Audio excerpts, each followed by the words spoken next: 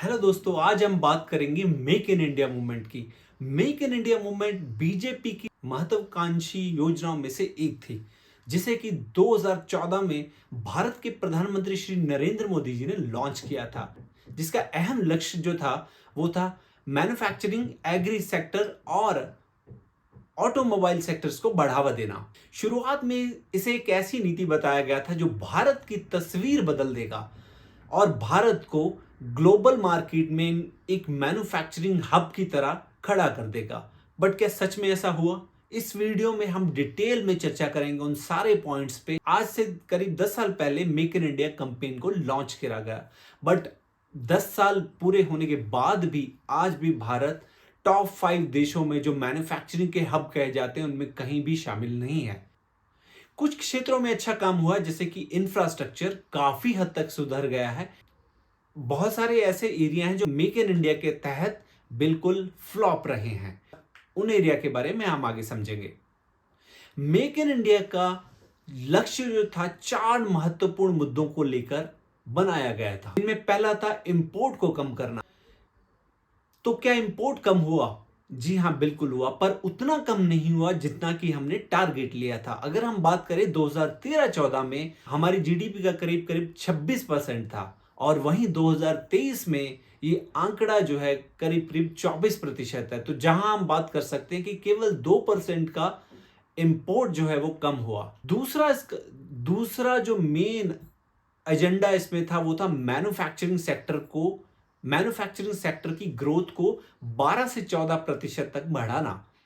क्या इसमें हम सफल रहे? नहीं। 2023 आते आते भी हमारी जो मैन्युफैक्चरिंग ग्रोथ है वो 5.5% है, और जो कि मेक इन इंडिया की 25% के टारगेट से अभी कोसों दूर है। अगला जो हमारा इसमें मेन लक्ष्य गवर्नमेंट के द्वारा लिया गया था वो था एक्सपोर्ट को बढ़ाना और इंपोर्ट को कम करना। तो क्या हमारे एक्सपोर्ट बढ़े? जी हां, बढ़े। साल 2014 में जो हमारे इंपोर्ट 37 बिलियन के थे वो आगे 2023 में बढ़ के 76 मिलियन हो गए। पर हमारा जो मुख्य उद्देश्य था वो सिर्फ एक्सपोर्ट को बढ़ाना ही नहीं था, बल्कि एक्सपोर्ट को इंपोर्ट की तुलना में कम करना था, जिसमें काफी हद तक हम फेल हो गए और जिसके तहत भारत का ट्रेड डेफिसिट 32 बिलियन से बढ़कर $54 बिलियन पहुंच गया। तीसरा उद्देश्य विदेशी कंपनियों को भारत में आमंत्रित करना था, जिसमें विदेशी कंपनियां आके भारत में इन्वेस्ट करेंगी। साल 2014 में भारत में 46 billion FDI foreign direct investment fund लगे, जो कि 2023 में सिर्फ $76 बिलियन ही पहुंच पाए।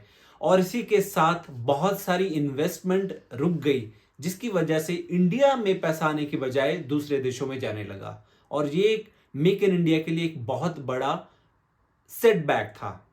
हालांकि भारत को एक ग्लोबल मैन्युफैक्चरिंग हब के रूप में देखा जा रहा है, पर भारत अभी भी ग्लोबल फुटप्रिंट पे अपनी जगह बनाने के लिए संघर्ष कर रहा है। और अगर हम देखें तो भारत का जो एक्सपोर्ट है ग्लोबल लेवल पर सिर्फ 1.5% है, जो कि बहुत ही कम है, और इसको बढ़ाने के लिए हमें बहुत सारी मेहनत करनी पड़ेगी। और इसी उद्देश्य के तहत गवर्नमेंट ने मेक इन इंडिया कैंपेन को लॉन्च करा था। लेकिन दुर्भाग्यवश मेक इन इंडिया उतनी सफल नहीं रह पाई जितनी की होनी चाहिए थी। इसी स्कीम के तहत गवर्नमेंट का एक और बहुत बड़ा अहम लक्ष्य था 100 मिलियन लोगों को 100 मिलियन लोगों को नौकरी देने का। क्या वो हुआ? जी नहीं, उसमें हम बुरी तरीके से फेल हो गए। अगर हम देखें तो 2024 में अभी तक हम सिर्फ और सिर्फ 18 मिलियन लोगों को ही जॉब दे पाए हैं, जिसकी वजह से इंडिया में बहुत सारे लोग बेरोजगार घूम रहे हैं। आज की डेट में अगर हम बात करें तो इंडिया के करीब 30% ग्रेजुएट को जॉब नहीं मिल पा रही है और वो जॉबलेस हैं। और इस पॉइंट पर मेक इन इंडिया बुरे तरीके से फेल हुआ। तो इसको समझने के लिए हम अगर देखें तो ये मेक इन इंडिया का मुद्दा कोई बीजेपी या फिर कांग्रेस की डिबेट नहीं है, बल्कि एक क्वेश्चन है भारतीय सिस्टम पर, जिसमें कुछ ऐसी गड़बड़ियां हैं जिनको हमने पहचान कर अगर दूर नहीं करा तो हमारा मैन्युफैक्चरिंग हब बनने का और ग्लोबल पावर बनने का जो सपना है कहीं ना कहीं टूटता हुआ नजर आ रहा है। इस एपिसोड में हम देश के कुछ महत्वपूर्ण लोगों जैसे शशि थरूर, निर्मला सीतारमन और नितिन गडकरी जी की बातों का भी जिक्र करेंगे। आज के इस एपिसोड में हम गहराई से समझेंगे कौन से ऐसे मुद्दे हैं जिनको लेकर हमारी मेक इन इंडिया मूवमेंट असफल रही है, और वो कौन सी ऐसी गवर्नेंस की समस्याएं हैं जो हमारे मेक इन इंडिया को आगे बढ़ाने में हेल्प नहीं कर पा रही हैं, और जिसकी वजह से हमारे देश में हजारों करोड़ रुपए का नुकसान हो रहा है। और सबसे महत्वपूर्ण 21वीं सदी में भारत को ऐसे कौन से महत्वपूर्ण कदम लेने होंगे जो कि भारत को एक ग्लोबल मैन्युफैक्चरिंग हब की तरफ ले जाएंगे। चलिए समझते हैं कि मेक इन इंडिया इतना महत्वपूर्ण क्यों है।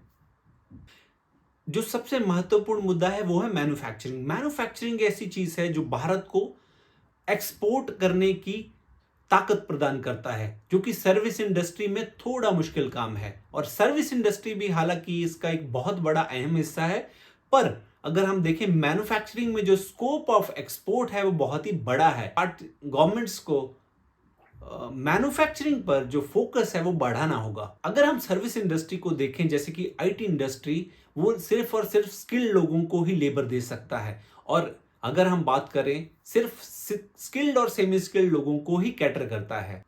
वहीं हम मैन्युफैक्चरिंग की बात करें जहां पर स्किल्ड, सेमी स्किल्ड और अनस्किल्ड पीपल को, लोगों को भी जॉब मिल सकती है, जो हमारे देश के लिए एक अहम रोल अदा करेगा।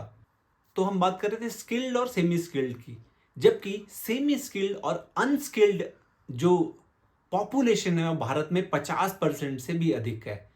इसीलिए इन 50% लोगों को रोजगार मुहैया कराना सरकार की एक अहम जिम्मेदारी बन जाती है, जिसके तहत हम अपने मेक इन इंडिया कैंपेन को स्ट्रॉन्ग कर सकते हैं। उदाहरण के लिए आईटी इंडस्ट्री का योगदान हमारी जीडीपी में 7.5% है। वहीं टेक्सटाइल इंडस्ट्री का योगदान हमारी जीडीपी में सिर्फ और सिर्फ 2.5% है। वहीं पर हम बात करते हैं जॉब अपॉर्चुनिटी की, भारत की आईटी और सर्विसेज इंडस्ट्री 5.5 मिलियन लोगों को काम देती है। वहीं अगर हम बात करें टेक्सटाइल इंडस्ट्री 50 मिलियन लोगों को काम देती है। यानी मैन्युफैक्चरिंग इंडस्ट्री में कुशल, स्किल्ड, सेमी स्किल्ड और अनस्किल्ड लोगों को काम मिल सकता है, जो कि हमारी टोटल आबादी का 50% से भी ज्यादा है, जिससे गरीबी रेखा से नीचे वाले लोगों को जॉब अपॉर्चुनिटी मिलेगी और कुछ पैसा कमा के अपने आप को अच्छी जीवन शैली देने में मदद मिलेगी। दूसरी ओर जहां सर्विस इंडस्ट्री पे आर्थिक संकटों का असर काफी ज्यादा रहता है, वहीं मैन्युफैक्चरिंग इंडस्ट्री पे इसका असर बहुत कम रहता है। अगर हम बात करें 2008 के क्रैश की, जिसमें फाइनेंशियल सर्विसेज पे बहुत भारी असर पड़ा था, और वहीं अगर हम देखें भारत में services industries, P N G means Procter and Gamble, Hindustan Unilever और बाकी मैन्युफैक्चरिंग कंपनियां जो फूड और अदर कंज्यूमर प्रोडक्ट बनाती थी, उन पे कोई इतना गहरा प्रभाव वित्तीय संकट नहीं डाल सके। इसका सीधा सा कारण यह है कि रोजमर्रा की चीजें जो लोग यूज करते हैं, उन पे फाइनेंशियल चीजों का असर होना थोड़ा सा कम रहता है, जबकि सर्विसेज इंडस्ट्री पे इसका असर अधिक देखा जा सकता है। और आखिरी बात, मैन्युफैक्चरिंग को बढ़ाना आसान है, जबकि सर्विस इंडस्ट्री को बढ़ाना कंपैरेटिवली काफी मुश्किल है। और वहीं मैन्युफैक्चरिंग को बढ़ा के और एक्सपोर्ट्स को बढ़ा सकते हैं, जिसका एक पॉजिटिव असर हमारी अर्थव्यवस्था पर पड़ता है। वहीं अगर हमारा इंपोर्ट बढ़ता है और एक्सपोर्ट कम होता है, तो उसका असर हमारे घरेलू इंडस्ट्रीज को कमजोर कर देता है, और रोजगार के अवसर कम कर देता है। और इसका सिंपल सा उदाहरण आपको मैं समझाता हूं, जैसे कि सोलर इंडस्ट्री, जहां पर चीनी कंपनियां इतने कम लागत में सोलर पैनल्स बना पा रही हैं, जहां पर भारत कंपनियों को भारी कंपटीशन का सामना करना पड़ रहा है, और वो उतना सस्ता प्रोडक्ट अभी भी नहीं बना पा रहे हैं। इसका दूसरा एग्जाम्पल अगर हम देखें, करीब एक दशक पहले जब चाइना ने अपने फोन से इंडियन मार्केट को फ्लडेड कर दिया था, इंडिया में बहुत सारे मोबाइल बेचे थे, तो उस समय की इंडियन कंपनी जैसे लावा और माइक्रोमैक्स जैसी कंपनी मार्केट में टिक नहीं पाई, और इवेंचुअली वो बैंकरप्ट इवेंचुअली वो बैंकरप्ट हो गई।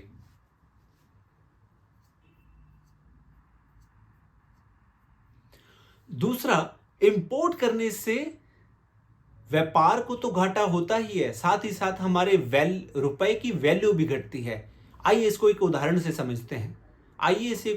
समझते हैं।